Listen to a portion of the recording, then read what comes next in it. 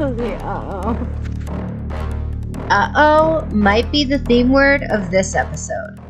Welcome back to 247 Motorsports. This is the part that we hate. Part that I hate. Why? Because I hate editing this part and starting our videos like boring and us talking. I like to start them with a bang. But we gotta do this part. Where are we going? What are we racing? We are heading to Southern Illinois to Harrisburg. It's like Accelaquarter Harrisburg Dragway or Speedway or something. So the deal is the track's been vacant for 4 years for whatever reason. So I only seen like 2 pictures of the surface. It looks like a really nice facility, a really nice concrete track, but it hasn't been touched in 4 years. So there's no rubber on it. It just looks like, you know, a concrete road that's been sitting there. So the owner, Woody, that owns Onondaga, actually purchased it. So now he owns Onondaga up in Michigan, and he owns this track.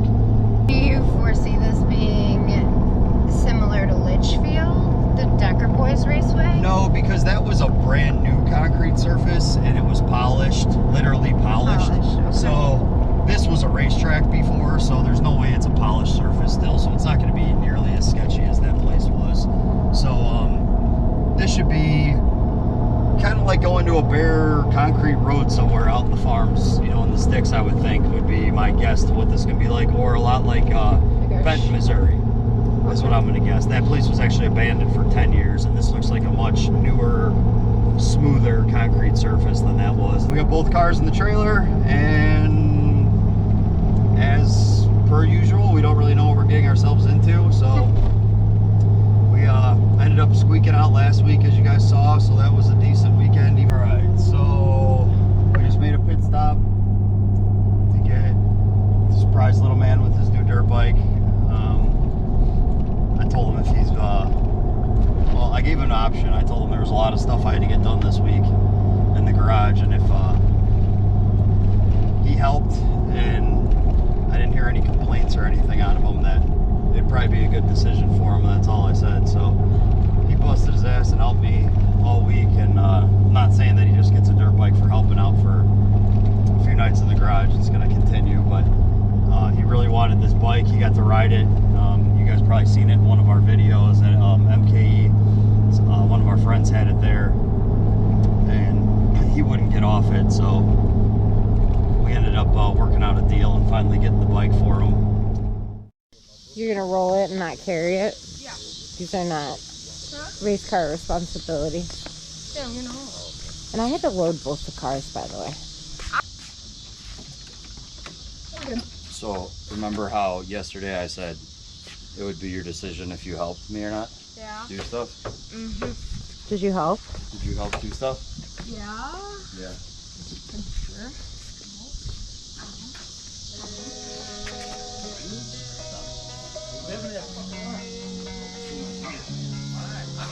What's wrong? What's the matter? Why do you have that face? What's it for? This one was whooping everyone's ass on at MK. He like raced like 500 arm drops. Wow. That thing is sick. Are you crying? Are you crying? No. Oh, you. No. You're crying. You do. Oh, it's nasty, isn't it?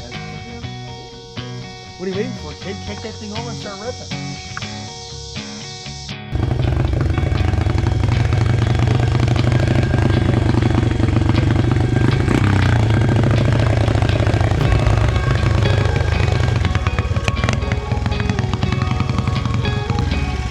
Do you love it? There'd be a lot more cops at the house. Say that. Do you love it? Yeah. Are you happy? Yeah. Are you gonna be my little slave? Yeah. Probably will have to be. Yeah. I love you. I love you. You stay safe. Yeah. What are you doing? You are not allowed into the front seat of the truck. Get in the back.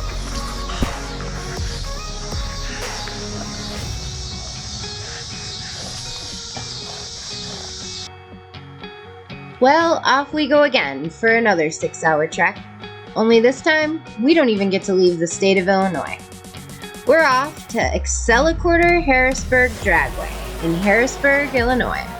And this pot is worth $5,000 to small fare.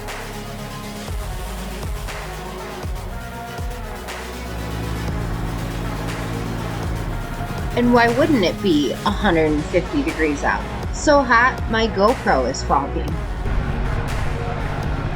Oh, that's real fun.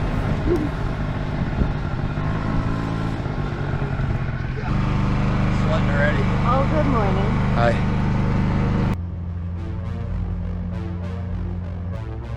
Sweat and all, it's time to get to work. So I drive over to check out this track surface and find all of us a groove, and much to my surprise, there's nothing.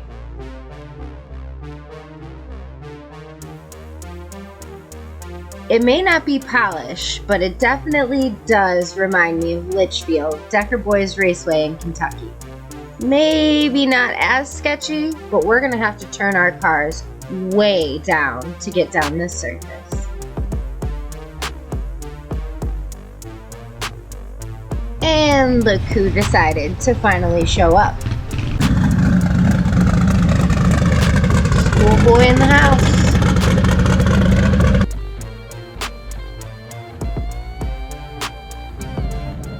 After everybody got the opportunity to walk this track, the meeting consisted of all the drivers taking a vote for a test hit before the race started. Now, I'm probably the third or fourth car down, and there's still barely any rubber, so I'm skeptical.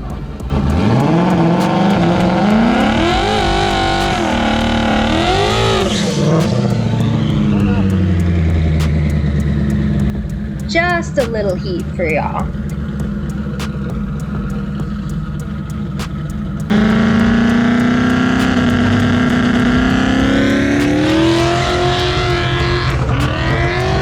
Slow, but good. I go on to make one more, as well as Brandon, who, surprise, surprise, nails it on his first tune-up.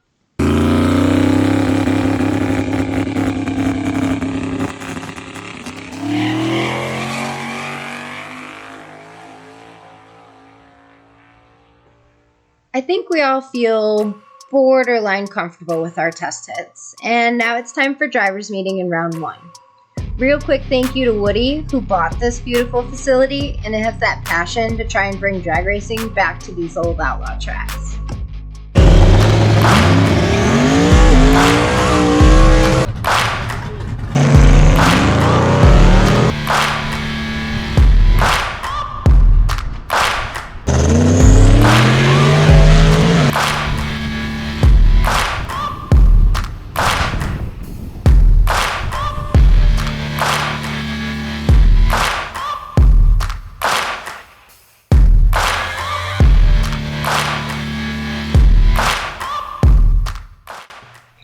It's round 1 time for Brandon, and he pulls one of the slower cars of the field, but one of the nicest guys on the property. This is Tyson, and after a friendly conversation, I learned that Tyson was in a bad accident, and through therapy and learning to walk again, he got into building hot rods. This is his car, and he is excited to line up next to Brandon Mork. Good luck, be safe. You got this.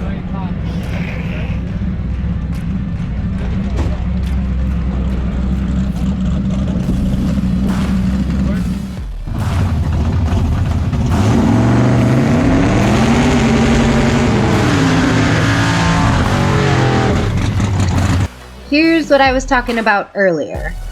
Uh-oh. Something's wrong with the car. She doesn't sound right, and I can see Brandon through the windshield. He is not happy.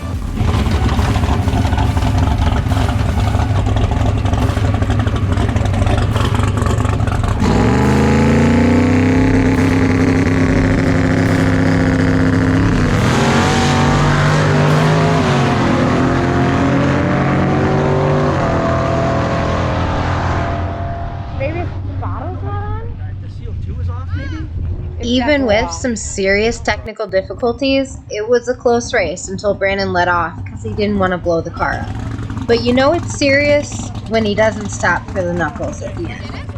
I know we lost and we're not moving on, but we got to figure out what's wrong with this car. It sounded weird in the water. The burnout too. Yeah. You have CO2? No, it's nothing like that. I have no, I mean, let's help Nick win real quick and then I'll figure it out. I mean, I just got out of it because I didn't want to blow it up. It won't rev out or do nothing. It sounded like it was It did in the burnout too.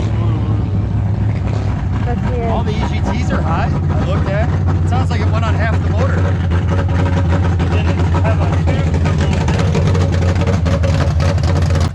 No need to mention technical difficulties because this guy's on cloud 9. And proud of him. Good job, Tyson! And Nick is going to be lining up with the track queen.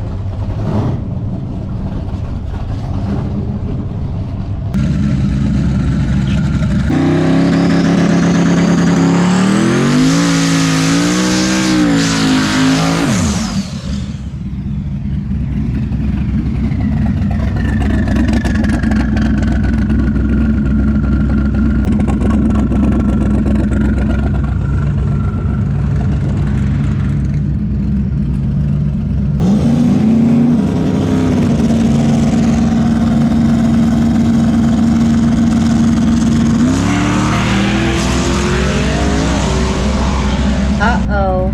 Again.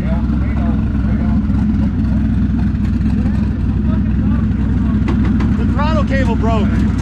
Push it off. Not our day. Oh, no. Oh, both of us. That's great. Oh, man. It's all on me now, guys. Now Nick's out too, and I'm the only one left to carry the weight and try and bring home some money for this team today.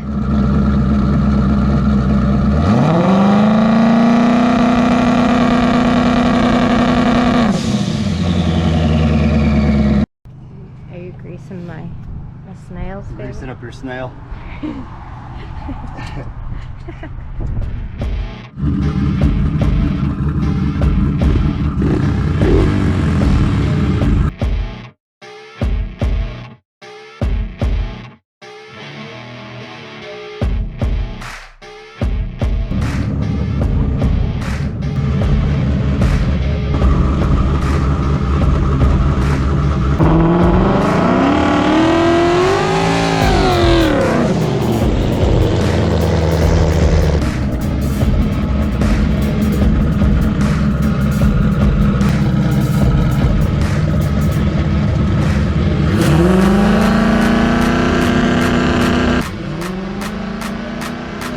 What in the frick?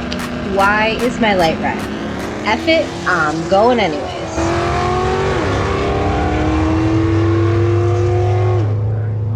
Clearly, there's a gap, but I'm confused at this point. Did I win? Did I lose? What's going on with this tree?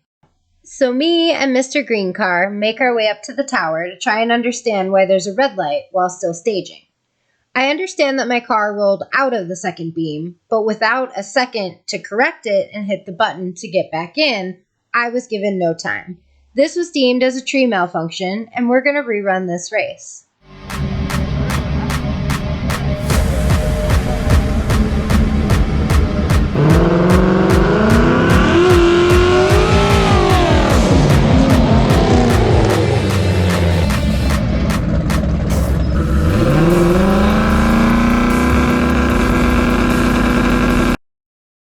So let's just stop and slow this one down. Now I stage, I get 2 bulbs, and my tree drops, and I still get a red?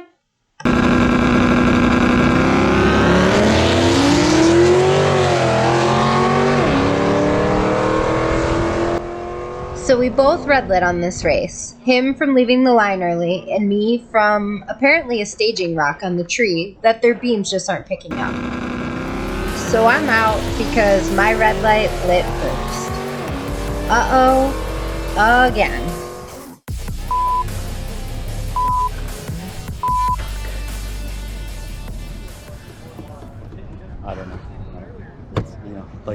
you're dealing with a bunch of, I'm not even gonna say this publicly. We didn't start this channel or ask you to subscribe to only show you the good stuff, the wins and the accomplishments. This is the real deal, and shit happens. We lose, stuff breaks, we clearly can't stage correctly. You just never know in racing.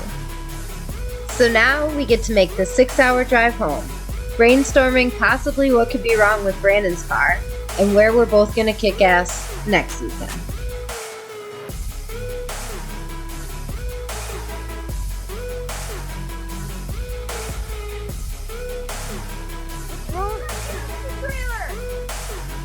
What? I just grabbed half the paint. You look so upset. Huh? I'm here so you can explain to everyone why we're losers. I'm just kidding. I really am just kidding. And I know it's only going to make us work harder for that next win. This is 247 Motorsports. And stick around for some 247 tech. Mm-hmm. Yeah, we had a rough day yesterday again. I thought I hurt the car, so we didn't stay for the race today. We loaded up and came home. After watching a few cars go down, she made a hit and like really turned down. It didn't go nowhere. So I knew we had to put a burnout down. So I put a big burnout down, and the car went right down at A to B. It was the only car to go down it so far. We only made one test pass because it was good. We also had SchoolBoy's car there. So obviously I'm tuning that car. I can get the data from 2 cars. So I didn't have to make another hit in mine because the hit on his, after I put a good burnout down, he came and did a good burnout on top of my burnout right after me. So I crept up on his car a little bit to go a little bit faster. His car took it. I knew what to put in his car for first round and into my car for first round without making more than one hit in each car. So with that being said, then we got Ashley down it pretty good, better than anybody in the class by far. Still slow, like painfully slow, like running the car on like 10 pounds of boost. Painfully. About 500 launch RPM under normal for all the cars. Her car might have left on 2.5, 3 pounds of boost. So this is all we have for Ashley as a stock ECU. So all I get to tune her car with is this little boost leash here. So like when I tell you that we had no power in her car, when you guys are wondering why it looked like such a dog in the videos, by 1.4 the car's asking for 3.7. 4 by 2 seconds we're at, or 2.2 seconds we're at 5.7. I mean, look it out. I mean, this is just brutal, you know. So by the time we're at, you know, we don't even get to asking for 10, which is making 8.5 or so by 4.6 seconds. You know, so her car wasn't all in here until 6.0 seconds, which shortly after she's going through the traps already. So that's why it looks painfully slow, because it was painfully slow, but the track was junk. But with that being said, the people that were making hits in small tire weren't going as fast as she was, and it was embarrassing. So she literally could have entered small tire and almost beat every single car there besides Nick and I. So the track was a joke. It's going to be a good track eventually once they get some rubber down on it and stuff. But Ash goes up for her first round. She bumps in, she turns her second light on, and it rocks out. She hits it again immediately like you're supposed to, gets in, both bulbs are lit, perfect. It drops her red. Her opponent gets a green light. He leaves, she drives clear around him. It's not even a race, just kills him. I think I'm confused at this point too, like, why is my light red? Am I supposed to go? So I went anyways, but they agreed that it was bogus and to rerun it. So the driver was cool as could be, nice older guy. He just was happy to race. He was ready to rerun it too. So they reran it. And when I say the exact same thing happened, except for her bulbs were yellow longer than the time before and dropped red, and then he actually red lit, but her tree dropped red and then he left red. So I was just like, you know, I don't, at this point, I don't know what to do. And they're telling us, well, maybe our beams are a little bit high. So when she's bumping in, it's just catching the top or the bottom round of the tire, like her tire is not fully in it or anything. And I'm like, there's plenty of times my car, a million other cars, when you bump, it might barely get that light and come out of it, and you just got to give it another little one and get in it. And that's part of staging a car. That's part of the tree program. That's fine. There's nothing wrong with that. I mean, you could bump through and shut your top bulb off and deep stage. That's fine. And she didn't even do that. And in the video, sure, she bumps, her bottom bulb comes on, barely comes off, she bumps again. They're both solid lit for at least a second, and boom, she gets a red light. So after that, they're like, you know, it happened twice, she's out. So at this point, you know, if you were to tell me that my car, Nick's car, and her car were gonna go out first round anywhere on any day of the week on any surface there is, no, that it wouldn't happen. So I was pissed. My car, I did a burnout, and in the burnout, it shut my car down. It was like, bah, bah, bah, bah, bah, and it just kind of killed it after it got into some RPM, and I was like... We knew something was wrong. I was like, something was wrong with it in the burnout, you know, and I was like looking at EGTs on my dash quick, looking at oil pressure, making sure I didn't hurt the engine. I put it on the trans brake. When I let it off the trans brake, when I say the car was gutless, I mean, it was gutless. It didn't make any boost. It didn't have any power. It sounded like it was trying to rev up on a two-step. The RPM graph line was as jagged as could be. Like, it looked like it was on the trans brake. It wouldn't accelerate over like 5,900 RPM. It was painful to watch. And eventually I just said, you know, something's wrong, and I got out of it because there was just no point in hurting the car. So I was a little perturbed, you know, because I have an expensive engine, and the last thing I want is mechanical failure. I had sent it to my buddy Joey, Boost 12, because he was asking me for updates, and I was trying to figure my car out, but I still had to keep her racing. So I emailed him a log to scan over for me right away, and at a quick glance, he didn't see anything wrong. Capizzi had base tuned this car for me this year, and you know, John's a very smart dude. And my boy Muffrey, Justin Spinolis, he's a very smart guy as well. So those are two people that I have to pinball things on if I go wrong somewhere, or, you know, they're kind of guys are more computer savvy overall than I am. Like, Justin's a computer programmer. John's just a freaking whiz with Holly, you know, and stuff like that. So when we were driving home, and I was pretty silent because I was just bummed about the whole thing, and I started pinballing with John on the phone, and he was looking at my logs because I was driving, obviously, and he was telling me, he's like, well, I noticed right away that there's 8 degrees of total ignition timing missing in the car at such low power level. You know, it could act funny because it's got no power in it to begin with because the surface is so bad. I'm literally running the car on like 6.5, 7 pounds of boost. So if you take timing away from that as well, it's hard to expect your converter to want to ever rev out or be clean. He's like, I just don't understand where it was coming from. So I started telling him, like, you know what? Go into my drive shaft curve and look at this, this, this, and this. Sure as shit, there's our problem. It's something that I did on a mistake on the laptop. I'll show you guys right now what I did.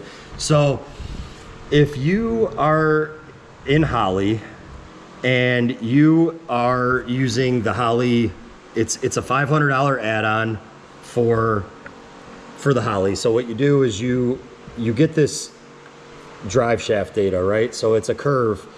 And now this bottom blue line right here is your base. You set your base, and how you can kind of see is, like, at this track, I decided to only use it for 3 seconds. And then up here, I just let the car go. That's why these are just kind of generic, just get out of my way type numbers. Well, if you look really closely, you can see there's different color lines right above this. So now if you hit view deltas, which is how you're supposed to do this, and you go to your retard A, it shows you. So I have my retard A 10 RPM of drive shaft wheel speed above my baseline. So that's when I want the car to pull the first initial. You can see right here, I have the retard A set at 3 degrees of timing. So if it goes 10 drive shaft RPM above my baseline, it'll pull 3 degrees.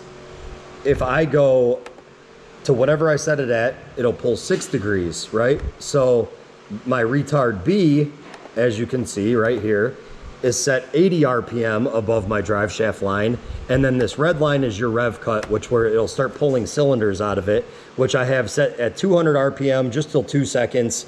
And then I kind of just get it out of the way so I'm not on it, because I would rather have the car spin a little bit than cut cylinders on me. So this is what it should look like. And this is what it looked like in my test pass. Well, here's where I went wrong. Now, if you look at this graph, you notice that you got a blue line and a red line. Well, my other two lines are gone. They're actually all the way down here. You can see them, this little green line that's flat down here. So what happened is I had not clicked view deltas. So when I set my retard A, it's at 10 drive shaft RPM. My retard B